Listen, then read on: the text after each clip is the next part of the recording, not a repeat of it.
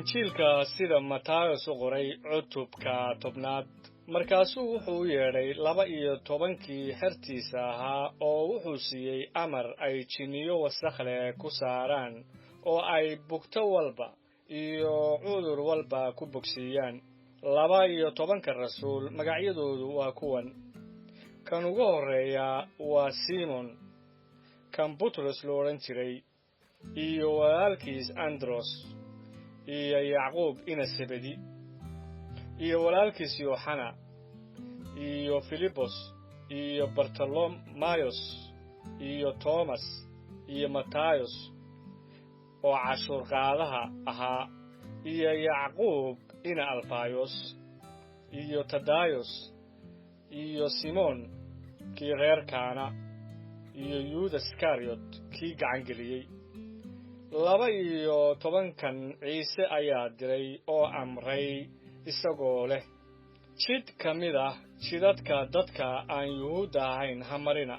magaalo kamida magaalooyinka reer Samaariyana ha gelina laakiin waxaad u tagtaan idaha lunsan ee guriga Israa'iil ah oo intaad socotaan wacdiya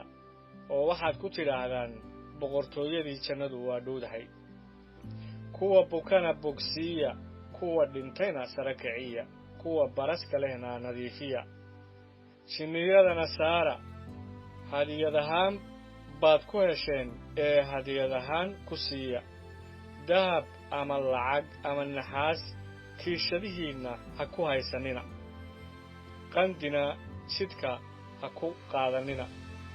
ama 2 khamiis ama kabo ama ul waayo shaqaaluhu cuntadiisa ayuu istaahilaa magaalo alla magaaladaad gashaan iyo tuulaba ka doona mid istaahila oo halkaas jooga ilaa aad ka tegaysaan goortaad guriga gelaysaan nabdaadiya oo hadduu gurigu istaahilo nabadiinu ha ku soo degto laakiin haddaanu istaahilin nabadiinu ha idinku soo noqoto oo ko alla kii aan idin soo dhaweyn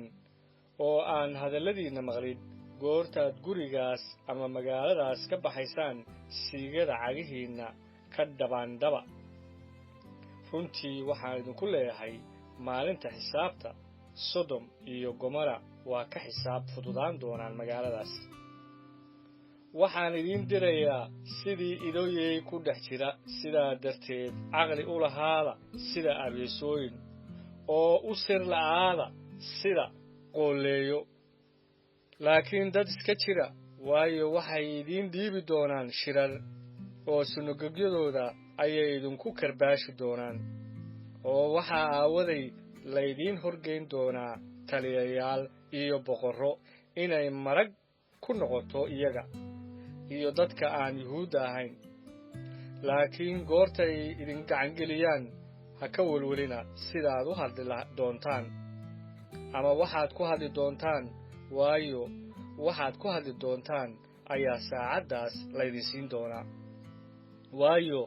ma aha idinka kuwa hadlaya laakiin waa ruuxa aabihiina kan idinka dhex hadlaya walaalba walaalkiis wuxuu u dhiibi doonaa in la dilo aabana wiilkiisa caruurna waalidkood ayay ku kici doonaan oo dhimashay gaarsiin doonaan dadka oo dhan ayaa magacayga aawadiis idin nabcaan doona laakiin kan ilaa ugu dambaysta adkaysta kaasaa badbaadi doona laakiin goortay magaaladan idinku silciyaan tan kale oo carara waayo runtii waxaan idinku leeyahay magaalooyinka Israa'iil ma wada gaari doontaan ilaa wiilka aadanahu yimaado qof xerahu macallinkiisa kama sareeyo addoonkuna sayidkiisa kama sareeyo waa ku filan tahay qof xera inuu noqdo sida macallinkiisa addoonkuna sida sayidkiisa hadday odayga reerka Beelzebul ugu yeedhaan intee ka badan ayay ugu yeeri doonaan kuwa gurigiisa jooga sidaa darteed ha ka baqina waayo wax daboolan ma jiro oo aan soo muuqan doonin wax qarsoonna ma jiro oo aan la garan doonin waxaan gurcurka idinku sheego iftiinka ku dhaha oo waxaad dhegta ka maqashaanna guryaha dushooda kaga dhawaaqa ha ka baqina kuwa jidhka dila laakiin aan karin inay nafta dilaan waxaadse ka baqdaan kan jahannamada ku halayn kara nafta iyo jidhkaba 2 shimbirood miyaan beesad lagu iibin midoodna dhulka ku dhici mayso amarka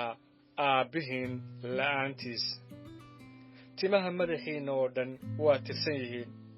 sidaa darteed ha baqina waad ka qiimo badan tihiin shimbiro badan sidaa darteed mid walba oo igu qirta dadka hortiisa anna waxaan ku qiran doonaa aabbahayga jannada ku jira hortiisa laakiin ku alla kii igu dafira dadka hortiisa anna waxaan ku dafiri doonaa aabbahayga jannada ku jira hortiisa ha u malaynina inaan u imid inaan nabad dhulka u keeno uma aan iman inaan nabad keeno laakiin inaan seef keeno waxaanse u imi inaan nin cadow kaga dhigo aabbihiis gabadhna hooyadiis naagna sodohdeed nin cadowgiisu waa dadka gurigiisa kan aabbihiis iyo hooyadiis iga jeclaadaa ima istaahilo oo kan wiilkiisa iyo gabadhiisa iga jecel ima istaahilo kan aan isku tallaabtiisa soo qaadan oo aan isoo raacin ima istaahilo kan naftiisa helaa waa lumin doonaa oo kan naftiisa lumiya aawaday waa heli doonaa kan idin aqbalaa wuu i aqbalaa kan i aqbalaana wuxuu aqbalaa kan isoo diray kan nebi ku aqbalaa nebi magaciis wuxuu heli doonaa nebi abaalkiis kan qof xaqa ku aqbalaa qof xaqa magaciis wuxuu heli doonaa qof xaqa abaalkiis ku alla kii kuwan yaryar koob biyo qabow ah oo keliya ku siiya qof xera magaciis runtii waxaan idinku leeyahay abaalkiisu ka lumi maayoba